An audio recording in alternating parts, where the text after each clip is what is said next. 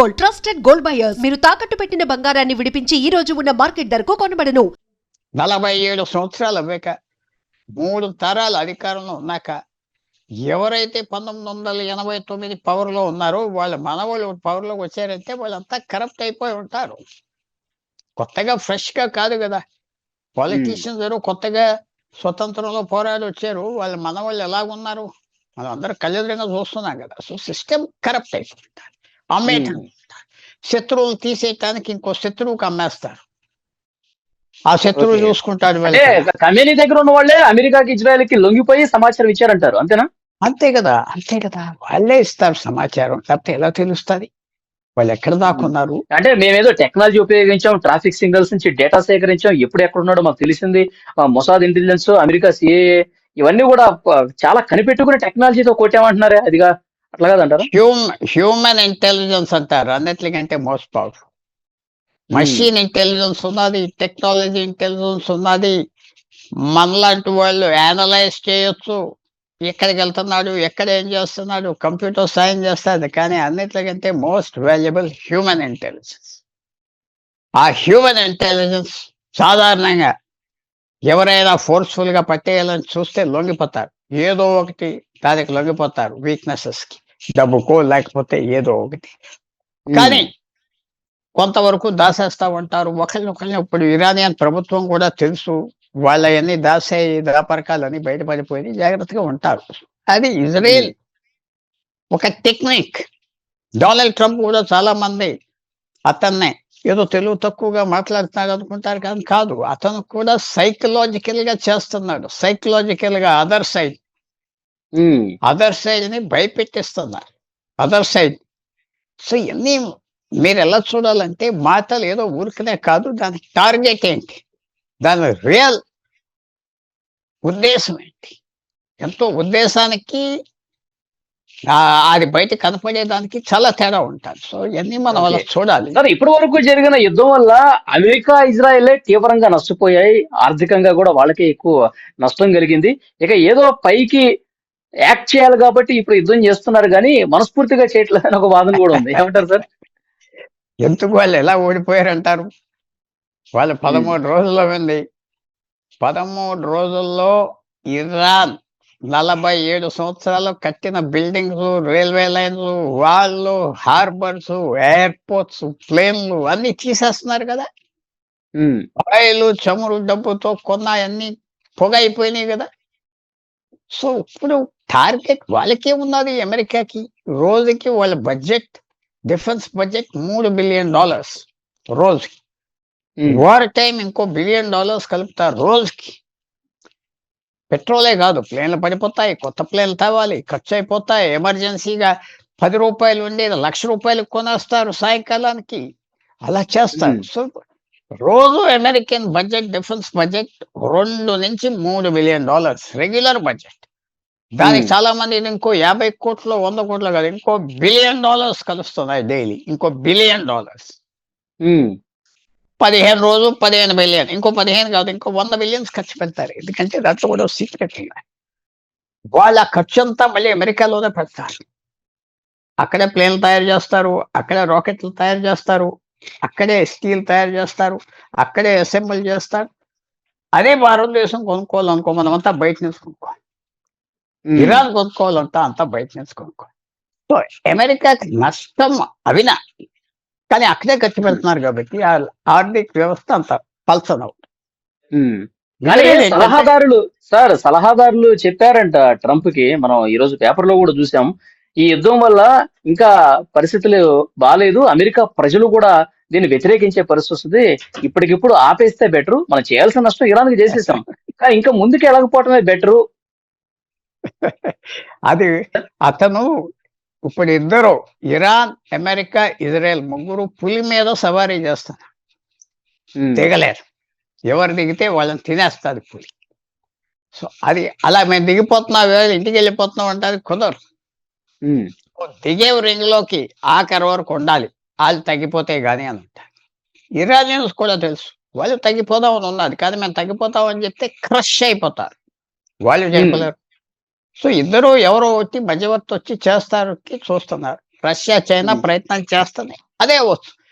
కానీ ఇవాళ సాయంకాలం అయిపోతుందా? అవ్వదు.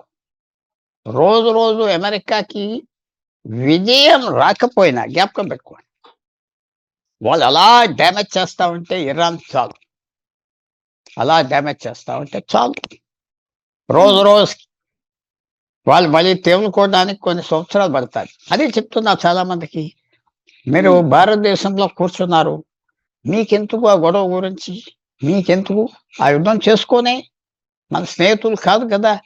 సో అలాగే అమెరికాలో కూడా వ్యూ ఏంటి, అలా పోరాడుతూ ఉంటారు ఇంకో 10 రోజులు. ఏమవుతుంది, ఇరాన్కి ఇంకేం మిగులుతాయి? ఏం మిగలవు. ఆ ఇన్ఫ్రాస్ట్రక్చర్ అంతా తీసేస్తారు.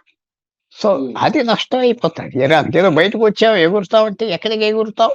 రెక్కలు లేకుండా.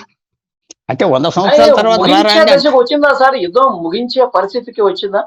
ఎందుకంటే ఇప్పుడు హర్ముజ్ జలసంధిని మూసివేయడం ద్వారా చాలా దేశాలు కూడా ఇబ్బంది పడతాయి. హార్మస్ జలసంధి చమురు గిమరు వదిలేయండి, అది ప్రపంచంలో నిండా చమురు ఉన్నది. ఓ 30 సంవత్సరాలు చమురులో షార్టేజ్ ఉండేది ప్రొడక్షన్. ఇప్పుడు ఓవర్ కెపాసిటీ ఉన్నది. కెపాసిటీ 30% ఉన్నది. అది మళ్ళీ తయారు చేసుకోవాలి, మూసేశారు. ఎందుకంటే డిమాండ్ లేదు. ఇప్పుడు డిమాండ్ వచ్చింది. కెనడాలో డిమాండ్ వచ్చింది, అమెరికాలో డిమాండ్ వచ్చింది. మళ్ళీ ఓపెన్ చేస్తారు ఆయిల్ వెల్. ఓ నెల పడుతుంది, కొత్త వాళ్ళు వెళ్ళి తేవటానికి ఓ నెల పడుతుంది. 60 రోజుల్లో మీకు అమెరికా నుంచి కెనడా నుంచి మీకు చమురు వస్తుంది. ఇవాళ కెనడా మేము ఇస్తామన్నారు. సో 60 రోజులు టైం కావాలి. ఏదో జలసంధి మూసేశారంటే ధరలు పెరుగుతాయి. పెరిగితే ఏమవుతుంది? ప్రజలు తిరగటం మానేస్తారు, స్కూటర్లు కార్లు ఇంటికాడ పెట్టుకుంటారు. ఇప్పుడు గ్యాస్ ఆగిపోవడం వల్ల హోటల్స్ కూడా బంద్ పెడుతున్నారు సార్ ఢిల్లీలో, ముంబైలో. అవన్నీ అడ్జస్ట్ అయిపోతాయి. ఒక వారం రోజుల్లో అడ్జస్ట్ అవుతాయి. భారతదేశానికి ఏంటంటే యుద్ధంలో ఎప్పుడు తినలేదు దెబ్బ. చాలా అదృష్టమైన దేశం భారతదేశం. ఈ 75 సంవత్సరాలు యుద్ధం లేకుండా మన నాయకులు అందరూ చూశారు. చిన్న యుద్ధం చైనాతో అవుతా ఉన్నది, పాకిస్తాన్తో అవుతుంది, కానీ మన ఇంటికి రాలేదు యుద్ధం. అవును, సరిహద్దుగా పరిమితమైంది. సరిహద్దుకి. ఇప్పుడు ఇరాన్ ఇంటికి వచ్చి వాళ్ళ బెడ్రూమ్లకు వెళ్ళిపోయి, వాళ్ళ బాత్రూమ్లకు వెళ్ళిపోయి బాంబులు వేస్తున్నారు. నిద్ర పడతలేదు అన్నారు తెహరాన్లో. ఈ 13 రోజులు రాత్రి ఆ బాంబు సౌండ్ వింటా ఉంటే జనం భయపడిపోతుంది. సో అందువల్ల నేను 3 పాయింట్స్ చెప్తున్నా. ఒకటి, యుద్ధం ఎప్పుడైనా ఆగిపోవచ్చు, సాయంకాలానికి ఆగిపోవచ్చు. 2, అలాగే కంటిన్యూ కూడా అవ్వచ్చు, ఇంకో 30 రోజులు కంటిన్యూ అవ్వచ్చు. 3వది, ఇదేదో చమురు గురించి ఆగిపోతుంది అని కాదు. చమురు అసలు పాయింటే కదా. మళ్ళాటి వాళ్ళకి కొద్దిగా ధర పెరిగింది, గ్యాస్ సిలిండర్ ఏదో ఉంటాయి, కానీ అది కాదు. చమురు ప్రపంచంలో సరిపడా ఉన్నది, ఎక్కువ దొరికింది. ఆల్టర్నేటివ్స్ దొరికినాయి, సోలార్ ఎనర్జీ. సో అది కొంచెం అడ్జస్ట్మెంట్కి టైం పడుతుంది. అంటే 30 రోజులు 60 రోజులు.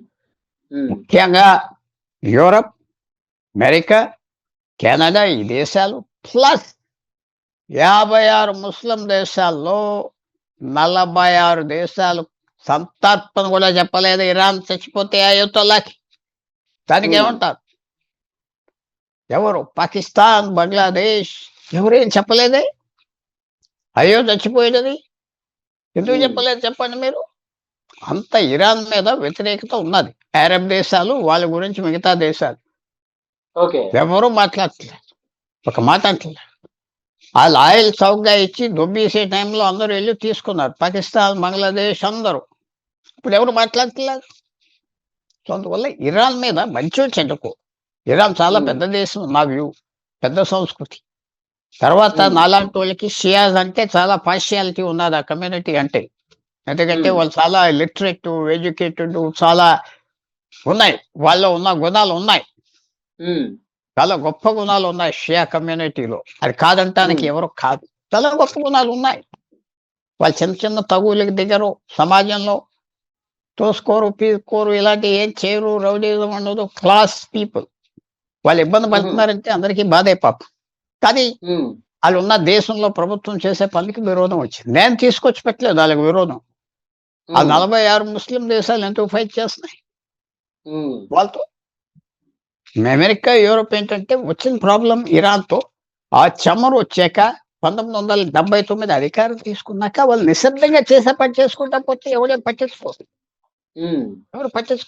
వాళ్ళు ఇవన్నీ కట్టుకొని నువ్వు డ్యామ్స్ కట్టుకొని నువ్వు ఈ బాంబులు కట్టుకొని మాట్లాడుకుంటా, కానీ మొదటి రోజు నుంచి ఈ బాంబులు తీసి వాడిని చంపేస్తాం వీడిని చంపేస్తాం అంటే ఎలాగా? ఉమ్, నువ్వు ఎందుకు ఆ శబ్దం చేశా ఓకే. మాట్లాడకుండా క్వైట్ గా వాళ్ళు చేస్తే ఎవరు పట్టించుకోరు. అది అనౌన్స్మెంట్స్ మీద అనౌన్స్మెంట్స్ చేస్తూ వస్తే సౌదీ అరేబియా తీసేయాలి కింగ్ అన్నారు. 1987లో 2 లక్షల మందిని హజ్ పిలిగ్రిమ్స్ గా పంపించి మక్కా మసీద్ లాగేశారు. 15 రోజులు పట్టిన వాళ్ళని తీసేయడానికి అక్కడ 100 మందిని చంపేసే పరిస్థితి. ఎవరు ఎందుకు భయం రాదు వాళ్ళంటే? సో ఇవన్నీ హిస్టరీ ఉన్నాయి. హిస్టరీ చెప్పుకోవడం చాలా కష్టం. పరిస్థితే చెప్పుకుందాం, యుద్ధం సాగుతుంది, తగ్గదు. ఉమ్. ఇది బ్లడ్ లెట్టింగ్ అంటారు. సార్ ఇప్పుడు ఎవరైనా వాళ్ళు blood వెనక్కి తగ్గిన ఇరాన్ మాత్రం ఏదో పగతో రగిలిపోతుంది. కొత్తగా వచ్చినటువంటి ఆ కొడుకు ముస్తబా ఎవరైతే ఉన్నారో అతను కూడా బాగా దెబ్బ తీయాలని చెప్పి కసిగా ఉన్నాడు. ఇలాంటి చర్చ వస్తుంది సార్. మంచిగా ఉన్నారు ముందు. ఎవరు అంటున్నారు? అమెరికా కూడా కసిగా ఉన్నది, ఇజ్రాయెల్ కూడా కసిగా ఉన్నది. నా ప్రశ్న మీకెందుకు అంటున్నా? వాళ్ళ కసి వాళ్ళు తీసుకుంటారు, మీకెందుకు? అంటే తండ్రి నాకెందుకు? పోయాడు, తల్లిదండ్రులు పోయారు, భార్య పిల్లలు అందరూ పోయారు. ఇంకా పగ అంటే ఎలా ఉంటుంది కదా. వస్తానంటే నేను చెప్పే మాట, నువ్వు కత్తితో బ్రతికితే కత్తితోనే చస్తావు, తెలుసు కదా సామెత. అవును, అవును. అంతే, నువ్వు థ్రెటన్ చేశారు, వాళ్ళు థ్రెటన్ చేశారు. ఇప్పుడు మీరు చెప్పండి, ఆ 7-8 గల్ఫ్ దేశాలు ఎందుకు వ్యతిరేకంగా ఉన్నాయి ఇరాన్తో? ఎందుకు ఉన్నాయి పక్క దేశాలు? అది ఎందుకు ఉన్నాయి? ప్రతి దేశం వ్యతిరేకంగా ఉన్నది, ఒక్క దేశం వాళ్ళతో లేదక్క. అంటే వాళ్ళు మంచోళ్ళు చెడ్డోళ్ళు అంటలేదు, ఏదో కారణాలు ఉన్నాయి, ఆ కారణాలు నడుస్తున్నాయి. ఇది సెటిల్ చేస్తాదా? సెటిల్ చేయొచ్చు. సరే, ఇప్పుడు యుద్ధం ఆగడానికి రష్యా చైనాలు ఏమన్నా ఒక అడుగు ముందుకేసి మధ్యవర్తిత్వం నిలిపితే త్వరగా క్లోజ్ అవుతుందని చెప్పి అన్నారు. ట్రై మరి చేస్తున్నారు. అది ఎప్పుడు అయ్యే అవకాశం ఉంది సార్ ఏమన్నా? రష్యాకి అలాగన్న మాటలు, రష్యాకి యుద్ధం వెళ్ళటం మంచిది, ఎందుకంటే ఆయిల్ ధరలు బ్రహ్మాండంగా పెరిగిపోయి. రష్యా ఏంటంటే ఆ నొప్పులో కెరసిన్ కొద్దిగా వేస్తా ఉండి మంచినీళ్ళు పోస్తున్నాను అంట. చైనాకి శాంతి కావాలి, చైనాకి కావాలి, ఎందుకంటే చైనాకి పీస్ కావాలి, ఆ ఆయిల్ కావాలి, వ్యాపారం చేసుకోవాలి. భారతీయులు మన వ్యాపారం ఆగిపోయింది అంటామంటే మనకంటే 7 రెట్టింపుల వ్యాపారం ఉన్న చైనాకి, అదంతా ఆల్రెడీ ఆగిపోయింది కదా. సో చైనాకి కావాలి. రష్యా కొంచెం పెద్ద రకం మాటలు, తగు జరగనే మనకు మంచి అదృష్టం వచ్చింది అనుకుని పనికి మొదలుకెళ్తాం. సో ఎన్నో ఉంటాయి వలి గారు. పిక్చరు క్లియర్ అనుకుంటా కానీ బ్లాక్ అండ్ వైట్ కాదు, నలుపు తెలుపు క్లియర్గా లేదు. వెనకాల ఎన్నో ఉంటాయి, వెనకాల ఎన్నో రహస్యాలు ఉంటాయి, వెనకాల ఎన్నో ఇంట్రెస్ట్ ఉంటాయి, అన్ని బయట పడవు. మనం కొద్దిగా అండర్స్టాండ్ చేసుకోవాల్సింది ఏమిటంటే, యుద్ధం వచ్చింది కాబట్టి అందరూ ఆప్ చేయడం ఉండదు. ఎన్ని మాటలు చెప్పినా లాభించే వాళ్ళు లేదుగా సార్, మనకు వచ్చిన ఇబ్బంది ఏం లేదుగా ఇప్పటికైతే. ఎప్పుడే ఇప్పటికైతే మనకు వచ్చిన ఇబ్బంది లేదుగా, మనకు వచ్చిన ఇబ్బంది లేదు. ఏమి ఇబ్బంది ఉన్నది? ఏమి ఇబ్బంది ఉన్నది? ఏమి ఇబ్బంది లేదు భారతదేశానికి. 15 రోజులు నెలల్లో కొద్దిగా గ్యాస్ గీస్ అంతా చదువుకుంటారు, సెటిల్ అయిపోతాయి. అందువల్ల ఇది భారతదేశం చాలా అదృష్టం, ఎందుకంటే మన నెత్తి మీద బాంబులు పడట్లేదు అంతే అంట.